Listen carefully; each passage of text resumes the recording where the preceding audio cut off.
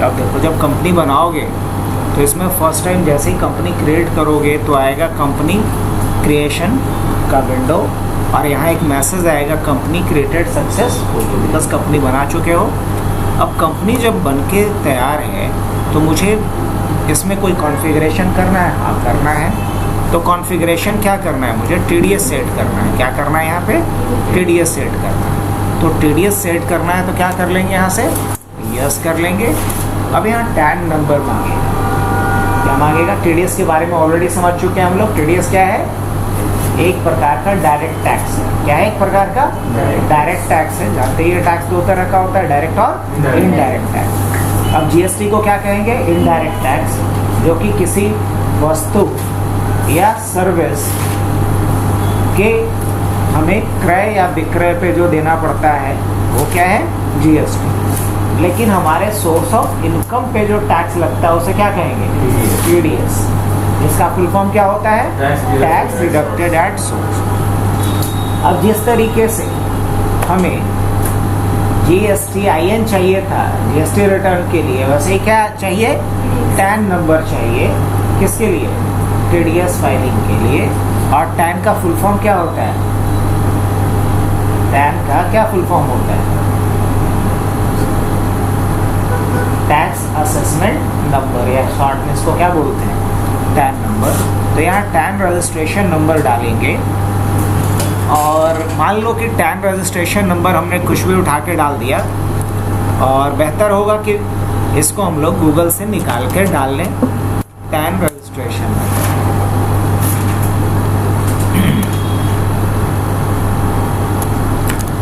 Tan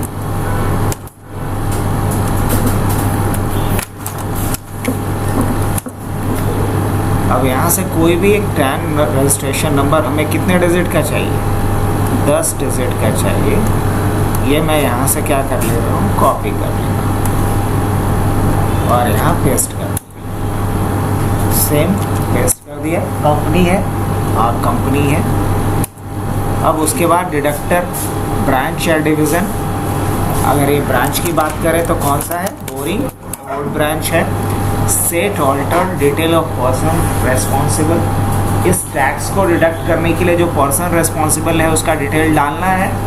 अगर डालना है तो ठीक, नहीं डालना है तो नो ही रहने देते हैं। इग्नोर IT एग्जेम्पशन लिमिट, हाँ इग्नोर ही करो।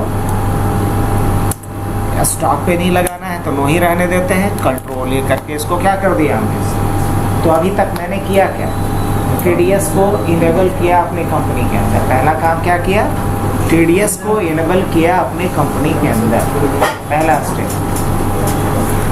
स्टेप नंबर 2 क्या करना पड़ेगा, TDS से रिलेटेड लेज़र बनाना। स्टेप नंबर 1 में क्या किया हूँ मैं, TDS इनेबल किया हूँ कंपनी के अंदर। और स्टेप नंबर 2 में क्या करेंगे, TDS का लेज़र बनाएंगे रिलेटेड टू TDS। तो इसके लिए हम लोग चलते हैं क्रिएट पे, और क्रिएट में कहाँ चलते हैं, लेज़र पे। और पहले तो हम लोग एक लेज़र बना लेते हैं, किसका, कैपिटल का। अंडर जाएगा कैपिटल, इज़ TDS डिडक्टेबल, बोलेंगे ना इस पे तो नहीं होगा। कंट्रोल ए से इसको सेव कर लेते हैं। अब एक हम बना देते हैं किसका, बैंक का, SBI अकाउंट। अंडर क्या जाएगा, बैंक अकाउंट।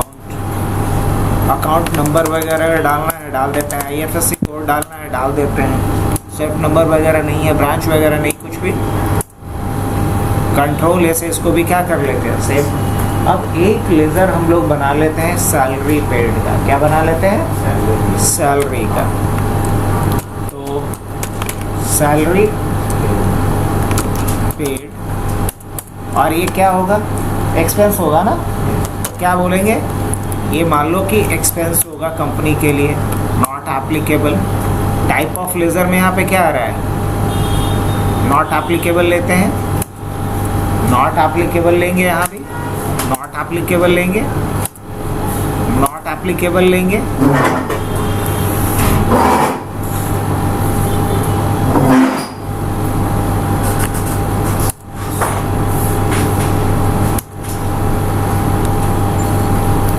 अगर हमें कोई और भी डालना है, जैसे TDS एप्लीकेबल होगा सैलरी पे, बोलेंगे हाँ। TDS एप्लीकेबल होगा। TDS के लिए हम यहाँ पे क्या अभी दिख रहा है अनडिफाइंड, अब क्या बोलेंगे यहाँ पे एप्लीकेबल। अब नेचर ऑफ पेमेंट पूछेगा TDS का सैलरी के लिए नेचर ऑफ पेमेंट क्या होगा, तो अभी तो एनी ले सकते हैं या क्रिएट कर लेंगे, तो क्या बोलेंगे यहाँ पे हम रिकॉर्ड कर देते हैं।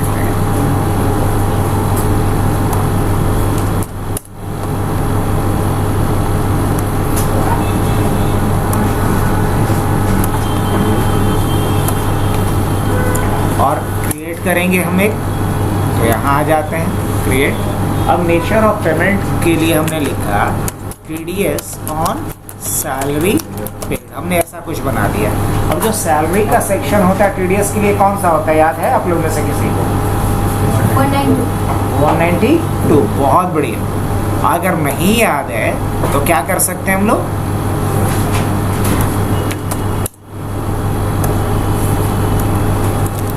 TDS सेक्शन ऑफ सैलरी, तो आप यहाँ से देख सकते हो कि सेक्शन कितना यूज होता है इसके लिए 192। तो मैंने यहाँ पे सेक्शन क्या डाल दिया, सेक्शन 192। और उसके बाद पैन के साथ कितना TDS लगेगा, 10% और 10%। कोई एग्जाम्पशन लिमिट या थ्रेशोल्ड होना चाहिए, कितने तक के छूट मिलेगा, बोलेंगे नहीं ऐसा कुछ भी, एक्सेप्ट कर लेते हैं। कंट्रोल ए से क्या कर लेते हैं, इसको हो गया। तो सैलरी पेड का एक लेज़र बना दिया हमने। अब एक TDS का भी लेज़र बना देते हैं, तो क्या डालेंगे यहाँ पे TDS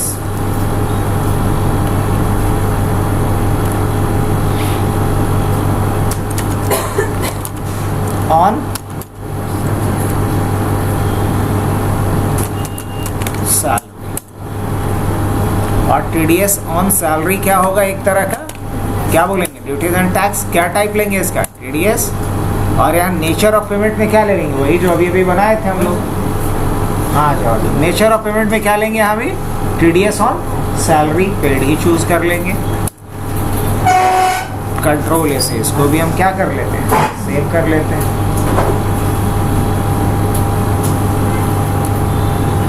अब एक बना लेते हैं हम लोग रेंट का, एक किसका बना लेते हैं, रेंट का।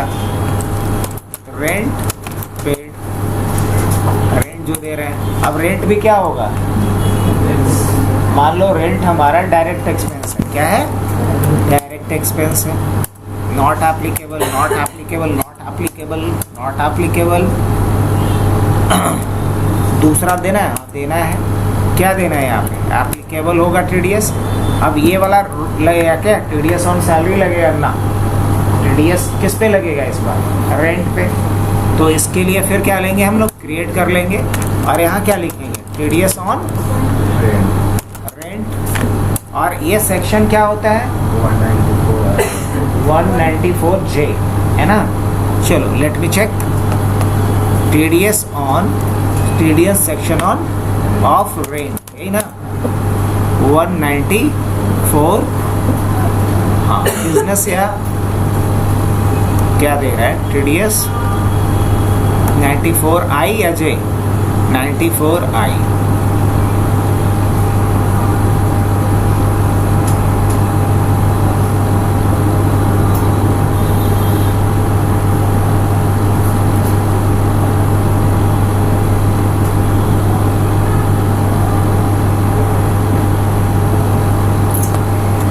अब हम लोग यहाँ से क्या लिखेंगे, 194I।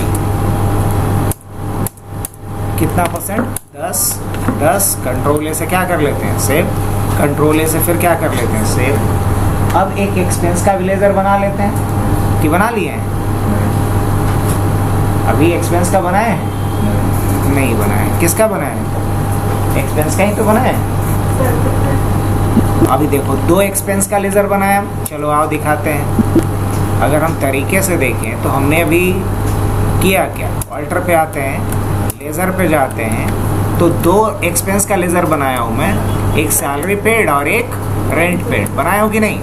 ये क्या है, एक्सपेंस ही का तो है, रेंट पेड एक्सपेंस का बनाया हूँ और सैलरी पेड बनाया हूँ किसका, एक्सपेंस का बनाया हूँ। और एक क्या बनाया हूँ मैं, टीडीएस ऑन सैलरी, क्या बनाया हूँ, टीडीएस ऑन सैलरी, ये टैक्स का बनाया हूँ। उसी तरीके से क्या बनाना चाहिए, TDS on rent, TDS on rent जो नहीं बनाया हुआ अभी। तो क्या कर ले हम यहाँ पे, टीडीएस ऑन रेंट, और टीडीएस ऑन रेंट को किस में रखेंगे हम लोग, ड्यूटीज एंड टैक्सेस में रखेंगे। टीडीएस पे जाएंगे और यहाँ बना हुआ है, हाँ है बना हुआ, कंट्रोल इसे सेव कर लेते हैं। तो हमने लेज़र बना दिया कितना अभी तक, लेज़र बना दिया रेंट पेड का, सैलरी पेड का, टीडीएस ऑन रेंट का, टीडीएस ऑन सैलरी का। अब मुझे करना क्या है, तो हमें टीडीएस कट करके पे करना है ना। अब टीडीएस कट करके हमें पे करना है, गुड। अब लेकिन सैलरी किसे दे रहे हैं और वो रेंट किसे दे रहे हैं, उस पार्टी का भी तो लेज़र बनाना पड़ेगा। एक्चुअल में लेज़र हमने भी बनाया एक्सपेंस का, लेज़र हमने बनाया किसका, एक्सपेंस का, और दूसरा टैक्स का। पार्टी का तो लेज़र बना नहीं है, कि बना है, नहीं, पार्टी का लेज़र बनाएंगे। 3 तरह का लेज़र बनाना होगा, एक्सपेंस का, पार्टी का, टैक्स का। तो अभी कितने तरह का लेज़र बना है, ध्यान से देख लो। अभी लेज़र जो बना है मेरा, एक्सपेंस का बना है, टैक्स का बना है, पार्टी का लेज़र नहीं बना है। तो पार्टी का लेज़र मुझे बनाना है। तो पार्टी का लेज़र बनाने के लिए करना क्या पड़ेगा, क्रिएट कर ले। अब मान लो एक सैलरी वाला पार्टी बना देते हैं जिसको सैलरी देते हैं, और एक बना देते हैं लैंडलॉर्ड का। अब मान लो सैलरी देते हैं हम अखिलेश को, अखिलेश को सैलरी देते हैं, तो इसको किस में रखेंगे, सन्ड्री क्रेडिटर्स में। किस में रखेंगे, सन्ड्री क्रेडिटर्स में रखेंगे। टीडीएस एप्लीकेबल होगा इस पे, बोलेंगे हाँ होगा, यस। अब ये कह रहा है डिडक्टिव टाइप। डिडक्टिव मतलब किसको बोलेंगे, जिसका टीडीएस कटेगा वो डिडक्टिव है, और जो टीडीएस काटेगा वो डिडक्टर है। जिसका टीडीएस कटता है वो क्या है, टीडीएस डिडक्टिव है, और जो टीडीएस काटता है वो टीडीएस डिडक्टर है। तो टीडीएस डिडक्टिव का टाइप, तो हम यहाँ पे डाल देते हैं HUF, है ना, नॉन रेसिडेंट या रेसिडेंट। तो HUF रेसिडेंट डाल देते हैं। कह रहे हैं टीडीएस डिडक्ट करना है, हाँ अच्छा। ये इंडिविजुअल कहने का मतलब कोई कंपनी है, कोई एक व्यक्ति है, तो एक व्यक्ति है इसलिए इंडिविजुअल है। HUF का मतलब होता है हिंदू अनडिवाइडेड फैमिली। मतलब जब 1947 में अलग हुआ पाकिस्तान, उससे पहले का ये फैमिली है ना, तो अगर उससे पहले की हिंदू फैमिली का ये है, तो यहाँ क्या रखेंगे हम, HUF मतलब हिंदू अनडिवाइडेड फैमिली। और रेजिडेंट कहने का मतलब इसका यहाँ घर है या नहीं है, हाँ है। अगर नहीं होता तो क्या लेते, नॉन रेजिडेंट। अब इसका पैन डिटेल डालना जरूरी है कि नहीं जरूरी है, ये बताओ। नहीं डालेंगे तो क्या होगा, एक्स्ट्रा कट जाएगा।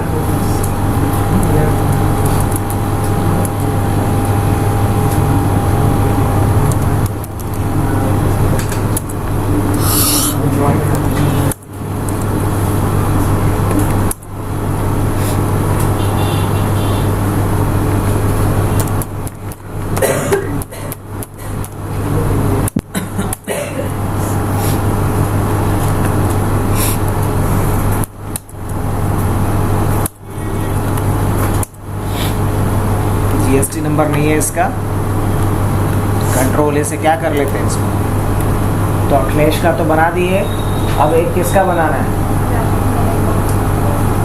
एक बना देते हैं किसका, लैंडलॉर्ड का, मकान मालिक का, जिनको कि रेंट पे करना है। तो क्या डाला जाए,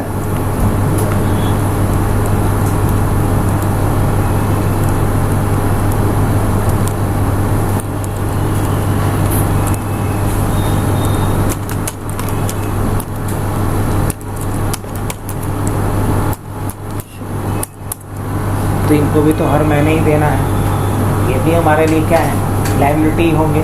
तो किस में रखेंगे इनको, सन्ड्री क्रेडिटर में रखेंगे। टीडीएस इससे डिडक्ट होगा ना, हाँ बिल्कुल, गैस।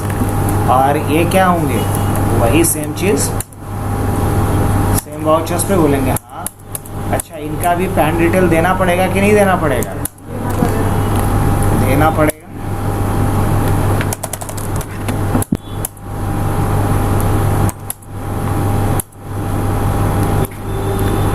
अब बताओ, पार्टी का भी अकाउंट बन गया, तो अकाउंट कितना बन गया, पार्टी का बन गया, बैंक का बन गया, और किसका बना, एक्सपेंस का बना, और टैक्स का बना।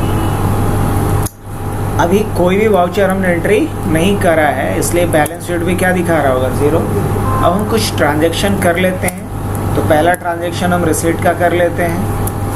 कैपिटल क्रेडिट कितना, बाई 5 lakhs, और कैश बाई 5 lakhs।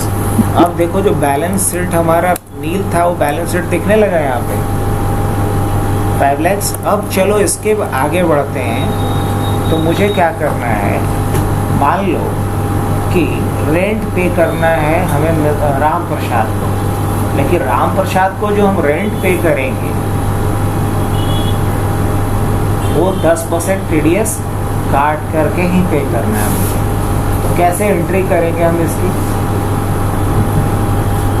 किया जाए तो हम पहले एक जर्नल एंट्री पास करेंगे। इसके लिए क्या पास करेंगे, एक जर्नल एंट्री पास करेंगे।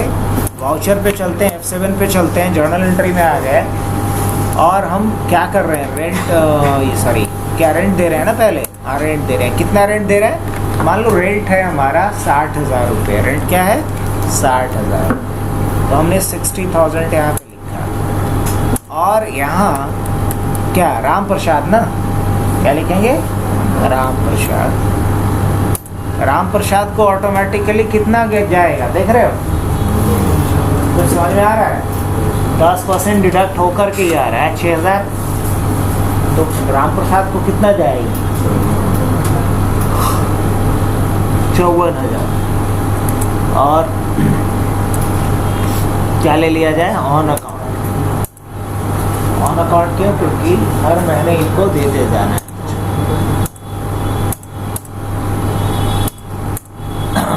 और ये जो 6,000 है वो क्या हो रहा है, टीडीएस ऑन, टीडीएस ऑन क्या बोलेंगे, सैलरी ना, टीडीएस ऑन, अच्छा रेंट, अभी रेंट पे कर रहे हैं ना वो लोग, टीडीएस ऑन रेंट। तो ये हमारा एंट्री हुआ किसका, टीडीएस का। अब हम लोग एंट्री किसका देखते हैं, सैलरी का देखें। चलो तो सैलरी के लिए क्या करते हैं हम लोग, फिर एक जर्नल एंट्री पास करेंगे, क्योंकि अभी क्या कर रहे हैं, हम एडजस्टमेंट कर रहे हैं, किसी को पेमेंट दे नहीं रहे हैं, सिर्फ रिकॉर्ड कर रहा हूँ मैं कि इतना हमारा सैलरी या इतना हमारा रेंट बनेगा, जिसमें रेंट देना इतना है और इतना टीडीएस कट करना है। तो इसे बोला जाता है एडजस्टमेंट एंट्री। क्या बोलते हैं, एडजस्टमेंट एंट्री। और एडजस्टमेंट एंट्री किस वाउचर के थ्रू होता है, जर्नल वाउचर। बढ़े आगे। अब सेकंड एडजस्टमेंट एंट्री क्या करना है मुझे, सैलरी वाला ना। तो सैलरी का अगर एडजस्टमेंट एंट्री करना है तो हम क्या लिखेंगे यहाँ पे, सैलरी किसको देना है, सैलरी पेड, कितना सैलरी देना है, मान लो सैलरी देना है 50,000 रुपये। सैलरी कितना देना है, 50,000। बट किसे सैलरी देना है, तो यहाँ सैलरी पेड पे आ जाते हैं हम कि अखिलेश पे, सैलरी पेड तो कर ही दिए, अखिलेश को देना है। अब देखो खुद ब खुद टीडीएस कट होकर के अखिलेश की सैलरी बन रही है यहाँ पे।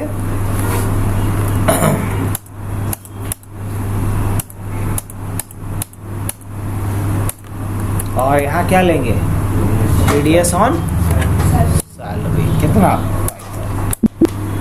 तो इस तरीके से हम लोग टीडीएस की एंट्री कर सकते हैं। और टीडीएस में हमने देखा दोनों तरह का, किसके ऊपर, सैलरी के ऊपर भी और रेंट के ऊपर भी। अगर अब चेक करना है तो हम बैलेंस शीट पे आ जाते हैं और बैलेंस शीट में आकर के देख सकते हैं करंट लायबिलिटीज़ में क्या दिखेगा। सन्ड्री क्रेडिटर के यहाँ कितना बकाया है? अखिलेश का 45,000 है और राम प्रसाद का कितना है? और टैक्स का कितना पैसा बकाया है? टैक्स का कितना पैसा बकाया है? 6,000 नहीं, 11,000। सैलरी, ये जो TDS काटे हैं आप, सैलरी पे TDS 5,000 का काटे हैं, रेंट पे कितना काटे हैं? तो टोटल कितना गवर्नमेंट को आपको पे करना है? 11,000। घोटाला करने का इरादा नहीं ना TDS का, और टोटल 11,000 पे का। चलिए, तो अब राम प्रसाद और इन लोग को पेमेंट कर देते हैं, TDS का पेमेंट गवर्नमेंट को करेंगे, है ना? ठीक है। अब हमें पेमेंट की एंट्री करनी है तो हम दोबारा आ जाते हैं वाउचर्स में, आ जाएं। और किसको पेमेंट देना है इस बार? F5 कर लेते हैं पहले। अखिलेश को कर देते हैं कितना?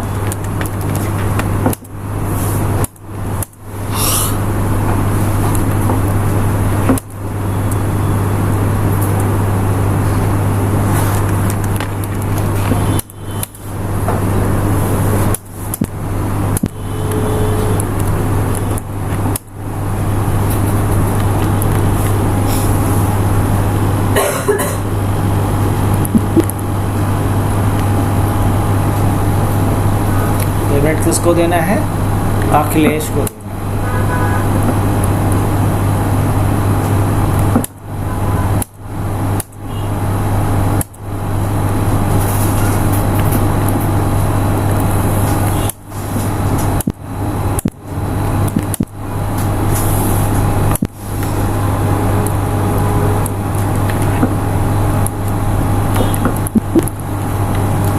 अखिलेश के यहाँ कितना पैसा दिखा रहा है वो?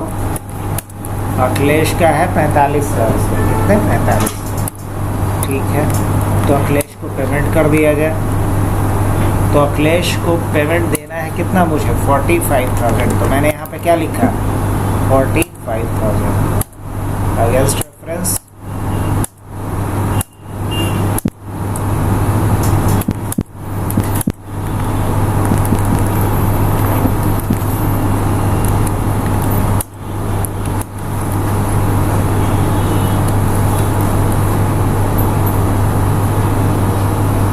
एक ही एंट्री दिखला रहा है।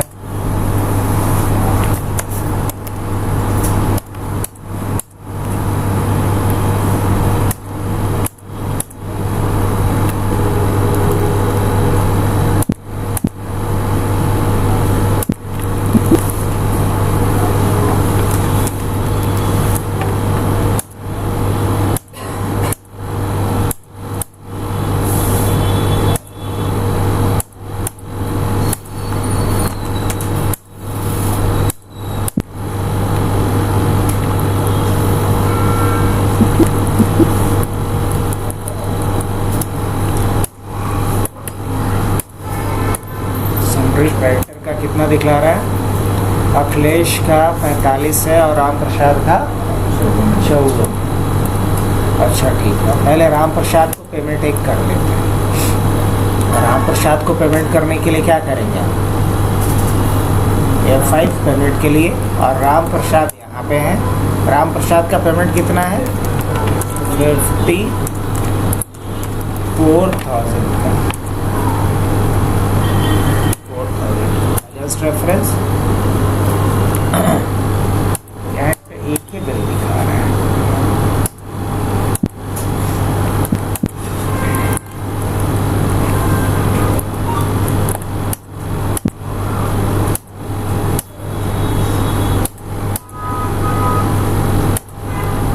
और यहाँ से क्या दे दिया जाए? कैश ना, क्या ले लेंगे? पेमेंट किस में देंगे इसको?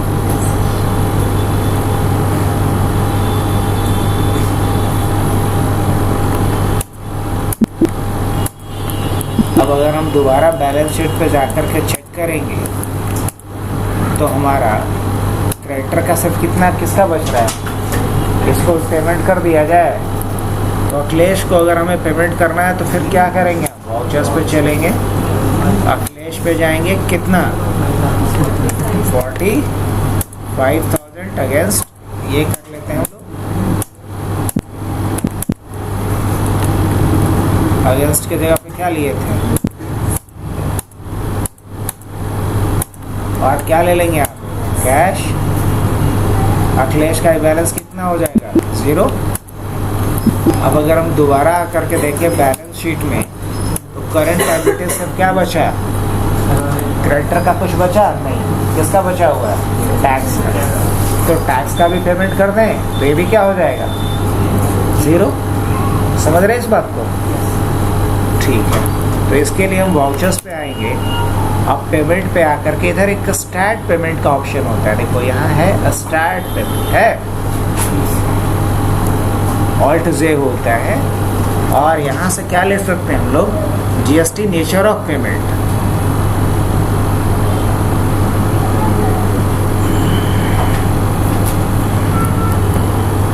अगर नहीं तो यहाँ बना सकते हो,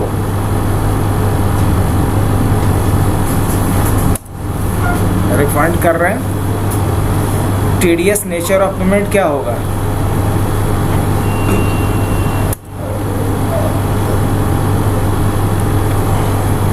अब किसका पेमेंट करना है, रेंट पे टीडीएस ऑन रेंट ना, यही वाला था क्या, देखो तो 6000 वाला बिल ना, हो गया। अब उसी तरीके से फिर क्या करेंगे, डेबिट, और क्या लेंगे, टीडीएस ऑन सैलरी, ये कितना है, एंड ऑफ लिस्ट। और अब क्या करेंगे यहाँ से, कैश या बैंक अकाउंट है अपना तो बैंक से कर दो, अब कैश से कर सकते हो तो कैश से कर दो। तो ये हुआ तुम्हारा टीडीएस का पेमेंट।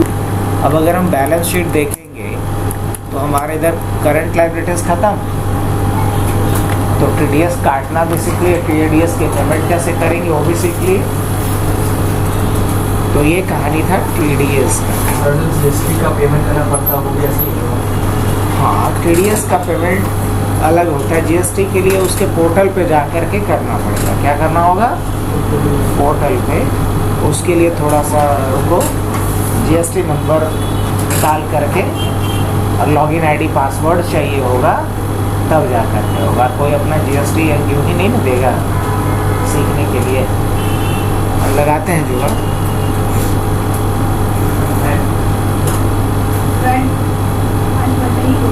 हाँ क्यों, तो वैट सीख लिया जाए।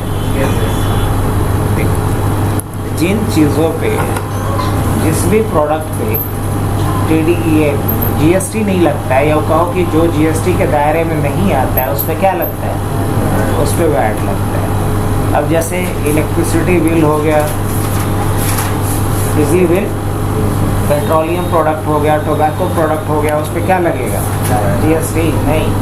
अल्कोहल हो गया, क्या उस पर जीएसटी लगेगा, नहीं, उस पर क्या लगेगा, वैट लगता है। क्या लगता है, वैट लगता है। तो कैसे वैट की एंट्री होती है, ज़रा ये समझ। वैट का फुल फॉर्म पता है आप लोग को, क्या है, वैल्यू एडेड टैक्स। चलो थोड़ा सा समझ लेते हैं मोटा मोटी, उसके बाद इसका हम लोग लैब पे आ जाते हैं, बात करते हैं व्हाट इज वैट। अब वैट है क्या, तो वही बात, जीएसटी जो है वही वैट है। अंतर इतना ही है कि जो कॉमोडिटी, जो भी सर्विस जीएसटी के दायरे में नहीं आता है, वो उस पर क्या लगेगा, वैट लगेगा। अब वैट का फुल फॉर्म क्या होता है, वैल्यू एडेड टैक्स। ये क्या होता है, डायरेक्ट टैक्स है या इनडायरेक्ट टैक्स है, इनडायरेक्ट टैक्स है।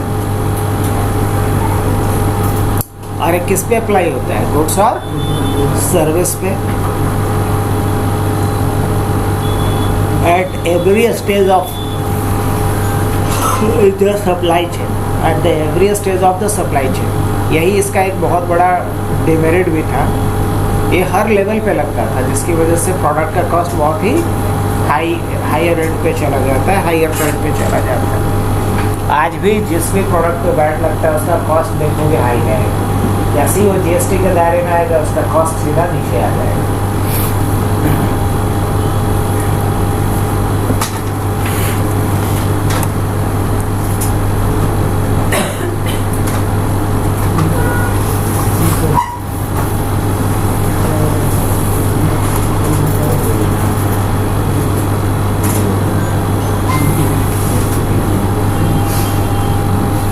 तो अब चलो समझ लेते हैं ज़रा सा। जैसे मान लो 100 रुपये का एक प्रोडक्ट हमने ख़रीदा और उस पर हमें 10% वैट देना पड़ा। कितना? 10%। तो 100 रुपये का प्रोडक्ट हमने कितने में ख़रीदा? 110 में। अब 110 रुपये में हमने ख़रीदा एक प्रोडक्ट और 110 रुपये का हमने भाव बढ़ाया और उसको कर दिया कितने का? 120 का। अब हम जब बेचेंगे तो प्रोडक्ट कितने में बेचेंगे? 120 में। अब हम वैट कितने पे लेंगे? हम वैट दिए थे कितना? दिए थे 10, जिसको इनपुट वैट कहते हैं। क्या बोलते हैं? इनपुट वैट कहते हैं। और हम वैट लेंगे कितना? इंटू 10/100 ही ना। तो कितना लेंगे हम? 12 रुपया वैट ले लेंगे। और दिए कितना थे? 12 रुपया। तो ये जो है वो कहलाता है आउटपुट वैट। क्या कहलाता है? जो वैट हम लोग लेते हैं वो कहलाता है आउटपुट वैट, और जो वैट हम लोग परचेज के टाइम पे देते हैं वो क्या है? Input VAT. और हमें रिटर्न क्या करना पड़ेगा? Output VAT minus input VAT. Output VAT minus input VAT, ये हमें क्या करना होगा? रिटर्न करना।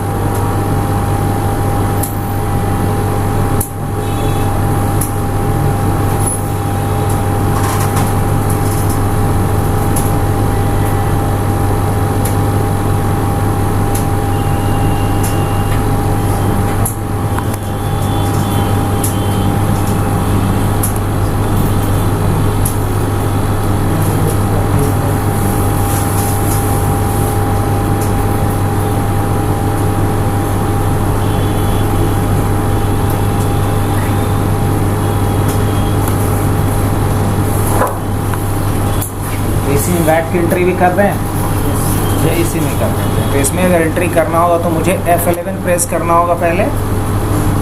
F11 प्रेस क्यों किया हूँ मैं? F11 इसलिए प्रेस किया हूँ क्योंकि मुझे इसमें क्या करना है? वैट इनेबल करना है। अब देखो तो वैट कहीं पे दिखाई देगा तो हमको ही बताना। ये ऑप्शन है क्या?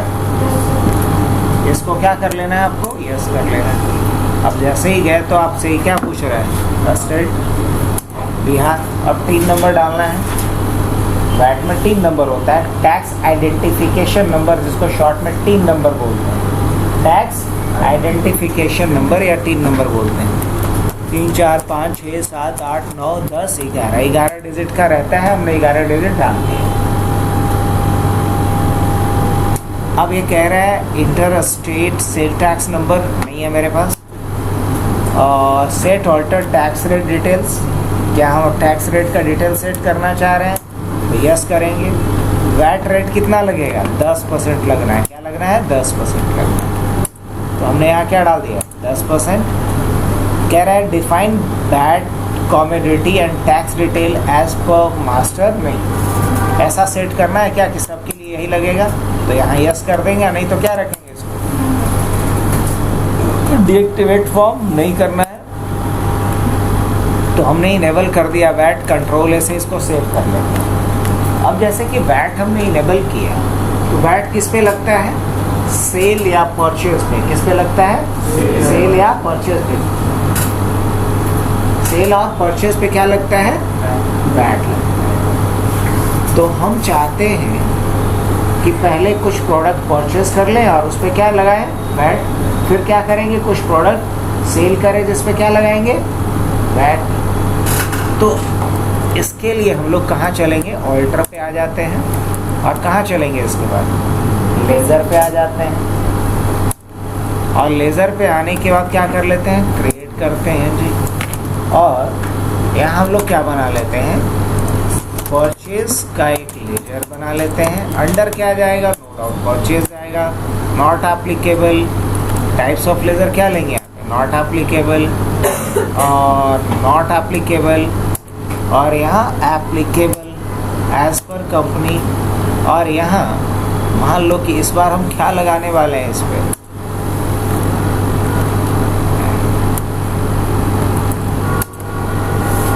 सर्विस है कि गुड्स है? नहीं कुछ लगाने वाले, कोई दूसरा लगाने वाले हैं टैक्स? बोलेंगे हाँ। क्या लगाने वाले हैं इस बार? TDS ना, इस बार क्या लगाने वाले हैं? वैट। अभी कह रहा है सेट ऑल्टर वैट डिटेल्स, बोलेंगे हाँ बिल्कुल। नेचर ऑफ ट्रांजेक्शन क्या होगा? नेचर ऑफ ट्रांजेक्शन क्या होगा? Purchase taxable. क्या होगा? Purchase taxable. एप्लीकेबल 1 अप्रैल से होगा। टैक्स रेट क्या लगा देंगे? 10%। कंट्रोल ए से क्या कर दिए? अब हम कोई एक प्रोडक्ट बनाएंगे। क्या बनाएंगे? कोई एक प्रोडक्ट बना लेते हैं, जैसे परचेज के लिए हमने बनाया। प्रोडक्ट बनाने के लिए क्या करना पड़ेगा मुझे? ऑल्टर पे चलना होगा और कहाँ जाएंगे? Stock item. क्या करेंगे यहाँ से? क्रिएट। और क्या लेते हैं आप? जैसे जो भी प्रोडक्ट हम खरीदना चाह रहे हैं, जैसे क्या खरीदना चाह रहे हैं? हमने लैपटॉप खरीदना चाहा, है ना? और लैपटॉप, हालांकि चलो ठीक है एग्जाम्पल ले सकते। अब ये हाँ तो बना लेंगे ना, क्या दिक्कत है? कंट्रोल है, क्या कर दिए? यूनिट बन गया? हाँ यूनिट तो बन गया। अब POM वगैरह सेट करना, बोलेंगे नहीं करना है। GST लगाना है as per company, as per company. और क्या लगाना है यहाँ पे? गुड्स। ये क्या करना है? यस करना है। अब यहाँ बैट के लिए कह रहे हैं, हाँ बैट एप्लीकेबल होगा, बोलेंगे हाँ यस। कितना %? क्या बोलेंगे आप? 10%। कब से? रेट ऑफ ड्यूटी ना, कुछ भी नहीं। कंट्रोल ऐसे क्या कर लेते हैं? तो हमने एक बना दिया। अब ज़रा इसको हम परचेज करें वैट के साथ। तो परचेज करने के लिए वैट के साथ क्या करना पड़ेगा मुझे? यहाँ चलते हैं और इसमें हम लोग वाउचर पे आ जाएंगे। कहाँ जाएंगे? वाउचर में आ जाएंगे और क्या करते हैं? F9 करते हैं। एक इनवॉइस पे आ जाते हैं। अब परचेज किससे करना है मुझे? मान लो हम कैश में ही परचेज करना चाह रहे हैं, ठीक है? कंट्रोल कर परचेज क्या करना चाहते हैं? लैपटॉप कितने अमाउंट का? मान लो लैपटॉप हम खरीदना चाह रहे हैं 50 हैं, कितने का? एक लैपटॉप खरीदना चाह रहे हैं? नहीं, 2 लैपटॉप खरीदना चाह रहे हैं। कितने अमाउंट का? 50,000। अब इस पर क्या लगाना है मुझे? वैट लगाना है। तो वैट का कोई लेज़र बनाया हुआ अभी तक? नहीं। वैट @10% ऐसा बना दें। ये किस में जाएगा? Duties and tax. और इसका टाइप क्या लेंगे आप? वैट परसेंटेज कैलकुलेशन कितना? 10%। कंट्रोल ए। अब बताओ, खुद कैलकुलेट करके बता दिया। प्रोवाइड वैट डिटेल्स देना है? नहीं देना है। कंट्रोल ईवे बिल चाहिए अभी के लिए? नहीं, अलग बताए थे ईवे बिल का यूज। तो इस तरीके से वैट की भी एंट्री कर सकते हैं। तो आज के लिए इतना ही रखते हैं, बाकी लिस्ट